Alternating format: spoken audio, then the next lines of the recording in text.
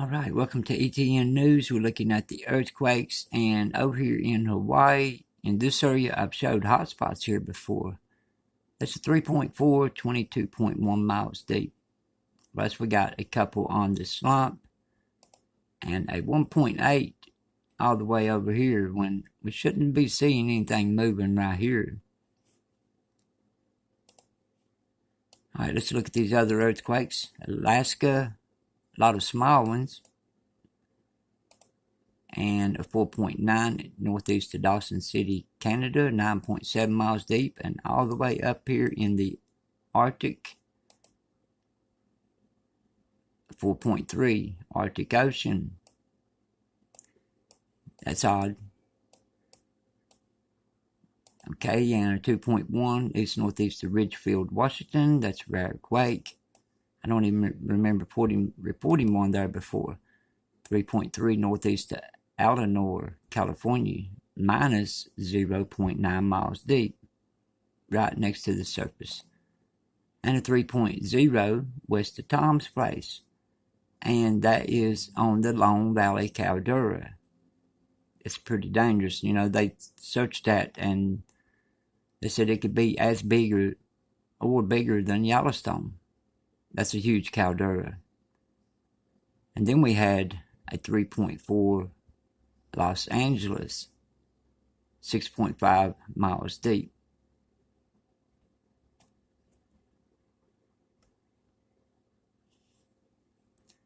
And that was, we had a 6.7 in 1994, Los Angeles. And if you look back in the history, we have had a lot of tsunamis around Los Angeles. I think the last one was like 8 foot tall or something, come through there. Imagine if you had 100 to 1,000 foot tsunami. Anything could hit in this ocean and come through here like 1,000 foot. And you know, let me show you something. Tsunamis can get that big, believe it or not. Alright, like this here. This bay in Alaska, July the 9th, 1958. It's over 1,700 foot wave, was the largest ever recorded for a tsunami. Now, they talk about if it's a 2,000 foot wave or a 1,000 foot wave, would be devastating. But it can happen. If the plates jump in the ocean, we got all kinds of plates out in the Pacific. It would be all day trying to explain how many plates is out there in the Pacific Ocean. If one of them binds up and jumps, it could cause a large tsunami. How would it affect Los Angeles then? What I'm trying to do is, you know, you need the tsunami stations out here, out in the ocean. It's nothing to play with. 3.4, I mean, that 3.4 that hit, it's in the red zone of 80% chance of earthquake. You know, over here is 120. That's the San Andreas going down through there. But 80%, you know, that could be a big quake. And you have had bigger quakes than 6.7, you know, back through the years. And they have been tsunamis, like I said, but largest was like an 8 foot. Let's hope another big one doesn't hit. And up here, you got it up here around Sacramento, San Francisco. You need tsunami stations down through here.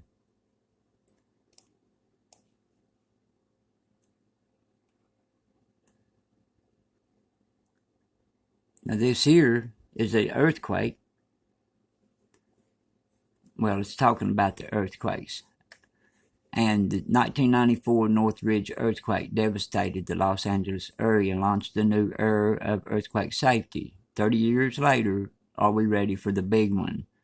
In the early morning on 17th January 1994, the earthquake beneath the sleepy suburbs of Southern California shook violently. And, you know, you could get a tsunami in there. See, people that's just moved there, you know, a few years back and stuff, they don't know what really went on in California. In California, more than 150 tsunamis have hit the coastline since 1880, according to the National Oceanic and Atmospheric Administration. 42 of the 150 occurred in Los Angeles County. You know, you got to be thinking about the coastlines here, about those tsunami stations. And you got to look at the rest of California. 2019, July the 5th, 7.1.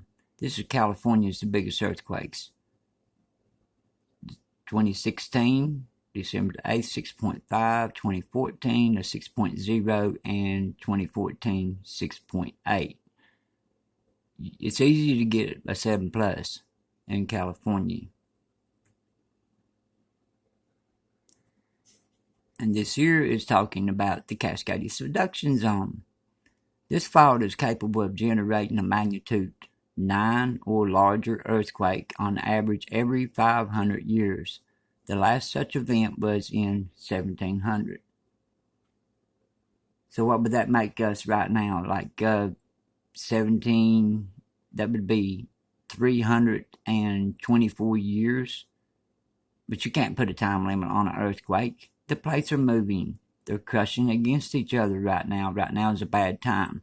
This could happen at any time. Now, I didn't get to do an update last couple of days, so here out on the fault and the Cascadia, we was talking about we would see activity on the Cascadia, and we did. It's 3.9, 9.2 miles deep, a 2.6, 6.2 miles deep, a 2.6, 3.1 miles deep, and a 2.8, 9.3 miles deep. So we did get the activity on the Cascadia. And like I said, I didn't know if it's going to be small or large activity. Well, it wasn't too large, 3.9. I'm glad it was a small earthquake, or a bunch of small earthquakes. And over here, we had a 2.2 east-southeast of Madison, Ohio. We got to watch these places. And, you know, this is not far from New York.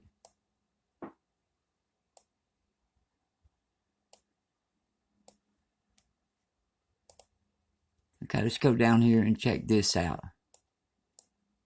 The 3.5. Los Angeles.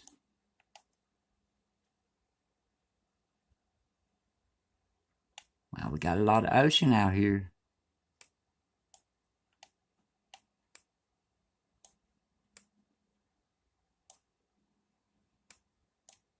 Okay, here's where earthquake struck.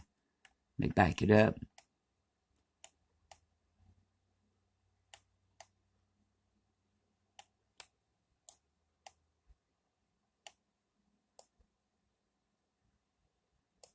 That's a lot of houses.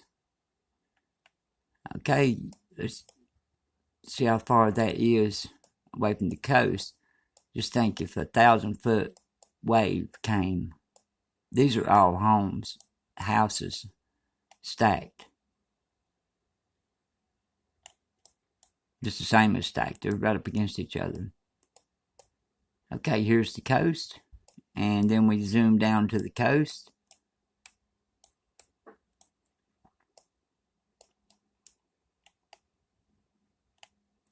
A 1,000-foot wave came through here, it would be devastated.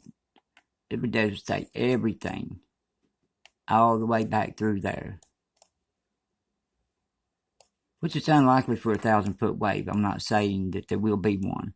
I'm just saying if something erupts out here, one of these islands, or something gives, a plate moves, jumps, that we don't know about, it is possible. It can hit.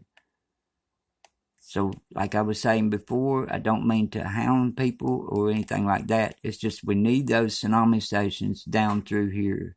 California is the one that's not protected here. Why isn't California protected? We on the main fault, and look at all this activity out here. Fault lines and things. This is the Mendocino fault comes in, Northern California.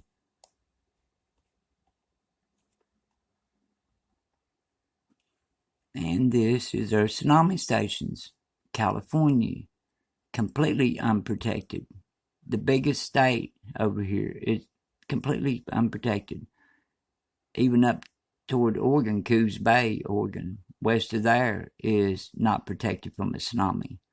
Even if you got 100-foot wave come through there, it's going to be significant life loss, and it's not going to be pretty. So, anybody down through here can write in to your governor and get this done. You need to write in. Even if it don't work, people say, well, it won't work. Well, we know how they are, and we know how things really work. It's all about the money, but you can sleep better knowing you wrote one letter, just one.